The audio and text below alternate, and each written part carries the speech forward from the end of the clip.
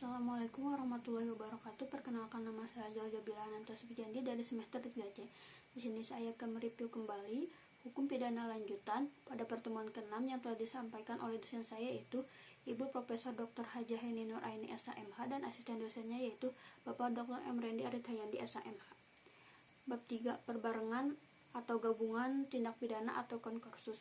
Dalam KUHP tidak ditemukan definisinya, tetapi di rumusan pasal-pasal dapat disimpulkan: 1. Seseorang dengan satu perbuatan mengakibatkan beberapa aturan pidana dilanggar. Yang kedua, di antara perbuatan-perbuatan tersebut hakim belum pernah menjatuhkan putusan atau vonis yang telah mempunyai kekuatan hukum yang pasti dan tetap. Yang ketiga, jaksa atau penuntut umum dalam melakukan penuntutan perkara-perkara tersebut harus secara sekaligus dan bersamaan. Di antara ketiga pengertian tersebut, yang paling penting adalah yang nomor 1, karena menyangkut perbuatan. Pengaturan perbarengan atau gabungan diatur dalam buku 1 Kitab Undang-Undang Hukum Pidana bab 7 pasal 63 sampai 71. Yang 1, perbarengan peraturan atau konkursus idealis diatur dalam pasal 63 Kitab Undang-Undang Hukum Pidana.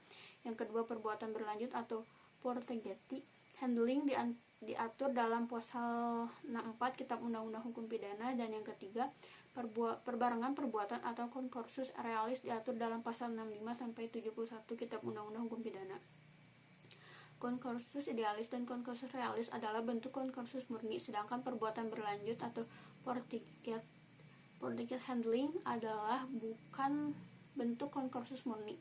Sistem pemidanaan: 1. Perbarengan peraturan atau konkursus idealis diatur pada pasal 63 Kitab Undang-Undang Hukum Pidana.